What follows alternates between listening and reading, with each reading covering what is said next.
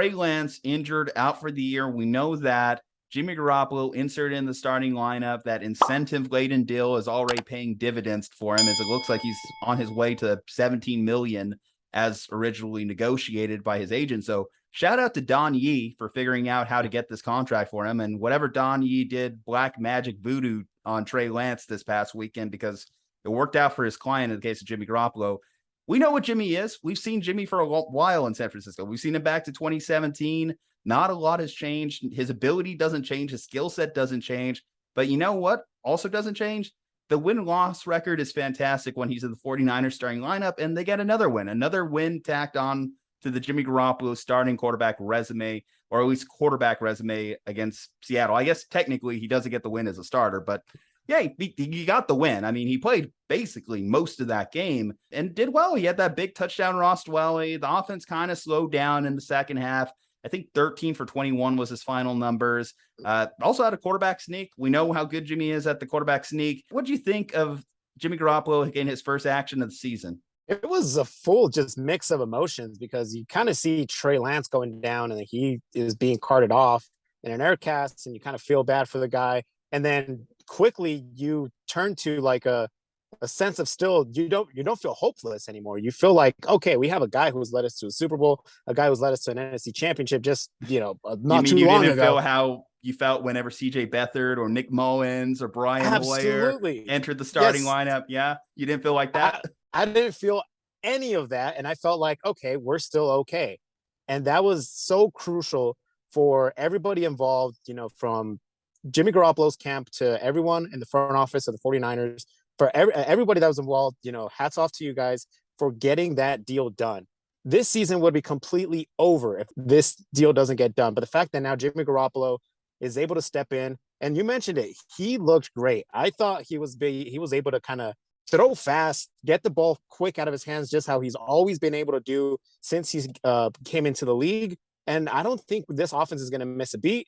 And, no shots at Trey Lance, but I thought the offense was opened up a little bit more. I thought Kyle Shanahan opened up his playbook from what he's been able to do the past few years once Jimmy Garoppolo got into the field.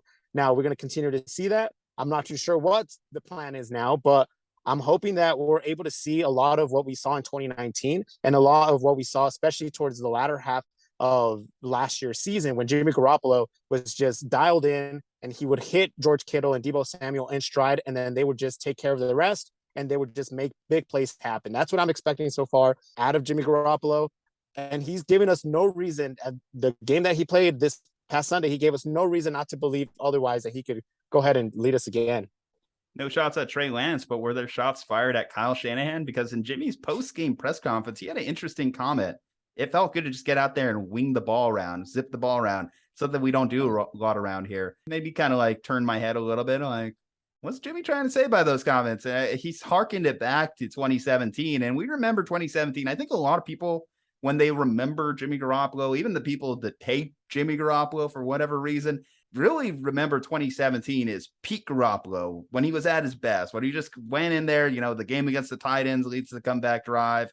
Jaguars' best defense in the league at the time, demolishes them, throwing absolute darts to guys like George Kittle, even in the Chicago game, which was a low-scoring game. He was moving the ball around efficiently, and in that sense, I think he completed something like his first 5 attempts efficient moving the ball. And I think this offense just needs a guy that could kind of like throw a couple kidney shots and then follow it up with a right jab, and I think that's kind of what we saw was a problem in Chicago with Trey Lance as quarterback, because yes, the big play is there, but just the little dinks and dunks, the little things that kind of just like set up the big play weren't really there. And, I was surprised too about Jimmy's performance, that there was the big play. He was throwing the ball deep. I guess you could argue that he missed Danny Gray on that weird 4th and 8 attempt, which I was surprised that Kyle even went for that on 4th and 8. I guess cojones, but didn't really work out. I would prefer just,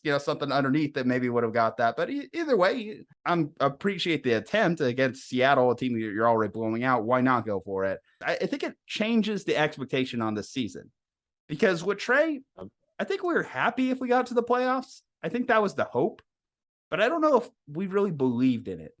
I don't know how many Niners fans were like, are we truly Super Bowl contenders with Trey? Or are we just kind of like, is that like the best case stan optimism playing into it? Whereas with Jimmy, it's like, even people in the national media are looking at this team and like thinking to themselves, okay, now they're a legitimate Super Bowl contender again. They were one of the last 4 teams remaining last year. And 2 years ago, they were in the Super Bowl within 7 minutes of taking home a Lombardi. I think that kind of changes it, especially with the defense looking as good as it did. The defense, can you argue that they're better than even the team from a couple of years ago that went to the Super Bowl? They're at that level. I mean, you don't have a DeForest Buckner out there, but you have a lot of playmakers in the Niners defense. We'll see. Now you get George Kittle back. Now you got your full complement of pieces. The biggest question for me is just going to be the offensive line, see how Jimmy holds up too, because I guess the biggest thing you could say for Trey is the mobility was going to come into play. And granted, that's a dual-edged sword because, well, we saw the mobility may have been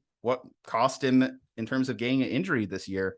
I think as long as he keeps that fast release, as long as he keeps being Jimmy Garoppolo, use him as an adjective, being Jimmy G, I think this team's going to win at least 10 games. Hey, I'm right there with you. I'm going to be completely transparent. And when I thought of the expectations going into the year with Trey Lance, I didn't think Super Bowl. I didn't think deep playoff run. But now, like you mentioned it, you have to think about those things now because you have a guy who's led you there. And not a long time ago, just recently, he led you to a position where you could make a deep playoff run.